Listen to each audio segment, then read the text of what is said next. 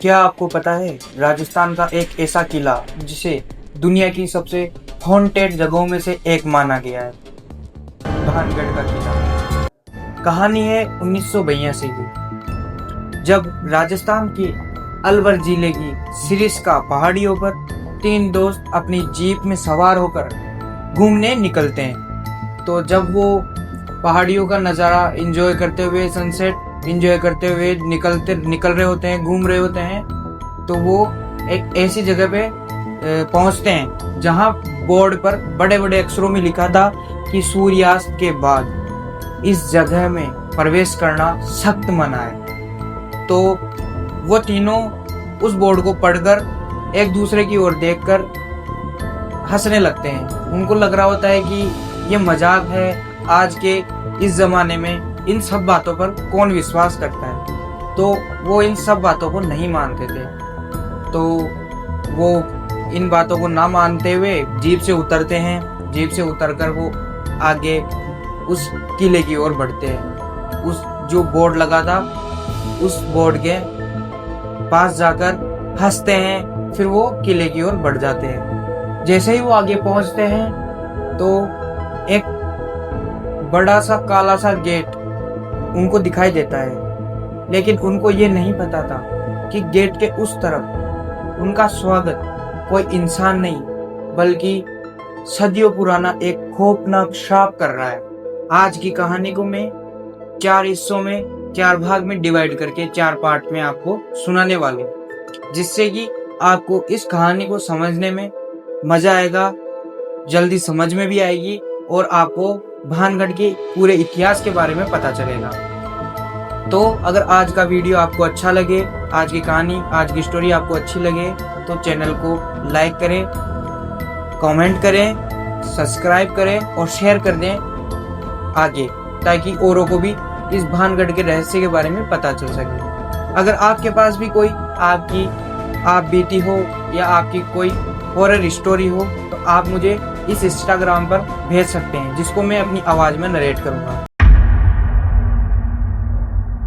दोस्तों, आज मैं आपको जिस भानगढ़ के बारे में बताने जा रहा हूँ वो आज के भानगढ़ जैसा बिल्कुल भी नहीं है। वो 17वीं शताब्दी का एक बहुत ही खूबसूरत और आलीशान महल या किला हुआ करता था, जिसको पता नहीं किसकी नजर लगी हॉन्टेड जगह बनकर रह चुका है। यहाँ बहुत ही चहल पहल हुआ करती थी और किला बाजारों से और दुकानों के अंदर भीड़ से भरा हुआ रहता था।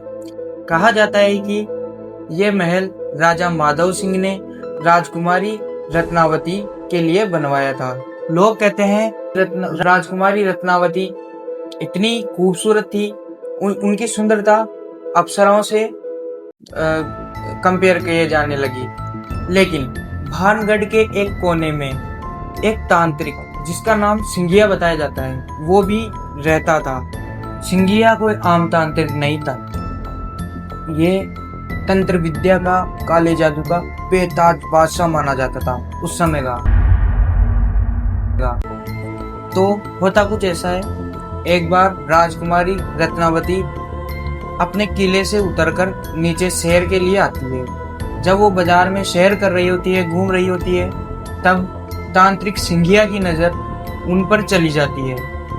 तो जैसे ही तांत्रिक राजकुमारी रत्नावती को देखता है तो वो अपनी सुध बुध खो देता है, उनके प्रेम में गिर जाता है, पड़ जाता है, और वो उनको इतनी अच्छी लगती है कि अब कुछ भी हो जाए उसे वो चाहिए ही चाहिए।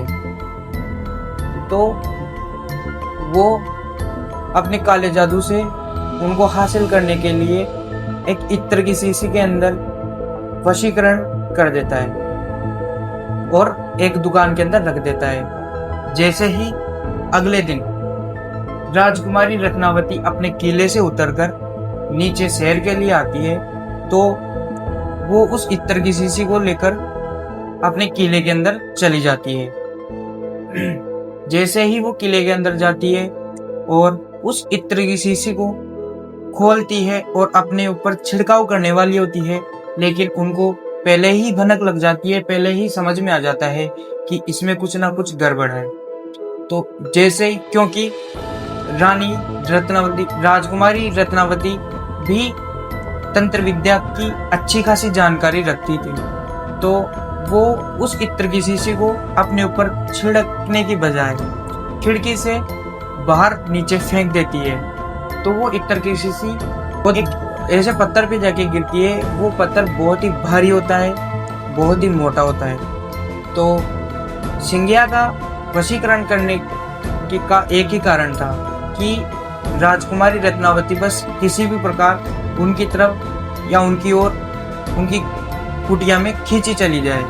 लेकिन होता इसका विपरीत है। जिस पत्थर पर वो इत्र की शीशी गिरी थी, वो पत्थर ही उस सिंगिया की कुटिया की ओर चला जाता है और वो छाती के ऊपर गिर जाता है जाके। वो तड़पते हुए भानगढ़ के किले की ओर उंगली उठाकर श्राप देता है कि मैं तो मर रहा हूँ, लेकिन मेरे साथ साथ में पूरा भानगढ़ में मरेगा। भानगढ़ में रहने वाले हर एक आदमी की आत्मा उसी की तरह तड़पेगी और यहाँ दोबारा कोई जिंदा नहीं बस पाएगा। तांत्रिक की मौत के ठीक 1 साल बाद भानगढ़ के पास ही के राज्य अजबगढ़ ने उस पर आक्रमण कर दिया और राजकुमारी रत्नावती और उन्हीं के साथ पूरे भानगढ़ में रहने वाले लोगों की गले काटकर बहुत बेरहमी से हत्या कर दी गई। लेकिन सबसे डरावनी और खौफनाक बात तो यह है कि उन सब की हत्या होने के बाद, मृत्यु होने के बाद उनका अंतिम संस्कार नहीं किया गया।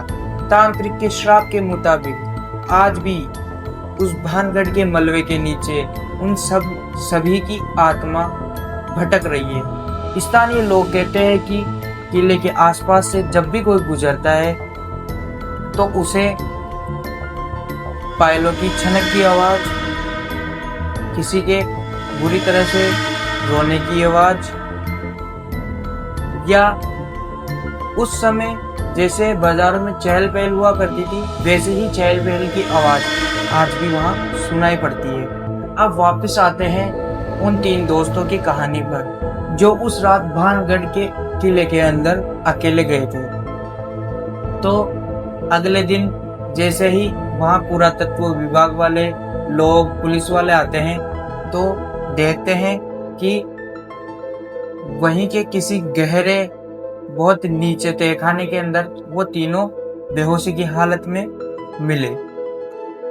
तो उन तीनों में से 2 का तो मानसिक संतुलन बिल्कुल ही खराब हो गया, वो पागल हो गए, और एक के शरीर पर बहुत ही गहरे नाखून के निशान, खरोचने के निशान पाए गए।